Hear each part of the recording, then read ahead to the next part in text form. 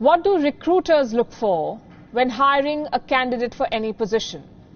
Qualification, experience, perhaps a good reference. This is the norm. And then there is the New York Times, the newspaper that claims to seek the truth. It says so on their website, seek the truth. Right now they're seeking a correspondent in India. What is the job description? The person must be anti-establishment, anti-Modi. And this is not our interpretation. The New York Times spells this out in as many words. Let me read out the job description for you. Mr. Modi is advocating a self-sufficient muscular nationalism centered on the country's Hindu majority. That vision puts him at odds with the interfaith, multicultural goals of modern India's founders. And just in case you're wondering, I'm reading from the so-called job description of the New York Times. It's not an opinion piece, although it sounds like one. These scathing lines are designed to attract a candidate who will fill the role of a business correspondent for the New York Times, not an opinion writer, mind you, a correspondent. Slight problem. Reporting requires objectivity. What the NYT is looking for is a candidate who looks at every story through a prism of prejudice. The job description says, and I'm quoting again, under Narendra Modi, its charismatic Prime Minister, India has moved to rival China's economic and political heft in Asia, drama playing out along their tense border and within national capitals across the region. What kind of recruitment ad is this? When was the last time you saw a recruitment ad like this? At least I have never seen something like this. This edit piece/job ad was posted 4 days ago. But the NYT's anti-India bias is much older. I'll give you a sample. In March 2019, the New York Times wrote, after India loses dogfight to Pakistan, question arises about its vintage military. Absolute fiction. The fact is, India never lost a dogfight to its western neighbor. The publication talks about India's MiG-21 Bison being hit. It conveniently leaves out the fact that a Pakistani F-16 was also shot down.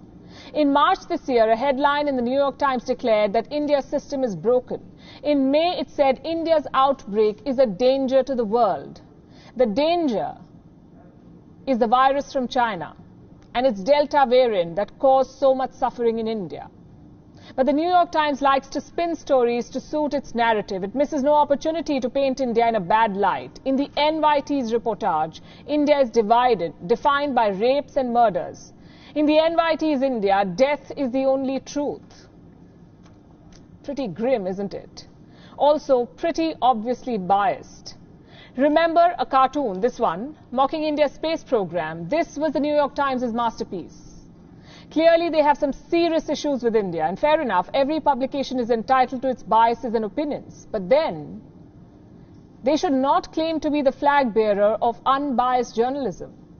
The New York Times cannot claim to seek the truth and help people understand the world while planting biased reporters in the world's biggest democracy and also writing op-eds on India's supposedly battered free press. It does not work that way, at least not in India. It may work in China. Of all the publications, the NYT should know this. It reportedly received $50,000 from China's state propaganda outlet, the China Daily, in the last 4 years. $50,000. I'm not making this up. I'm citing documents filed by China Daily with the US Justice Department. Take a look. What was this money for? Well, who knows? Perhaps pushing a certain narrative. The NYT seems to be at it even in its job ads. Well, I don't know about applicants, but the ad surely has not earned it any new readers. Over the last year, in fact, the NYT's murky journalism has also cost the paper some high-profile talent.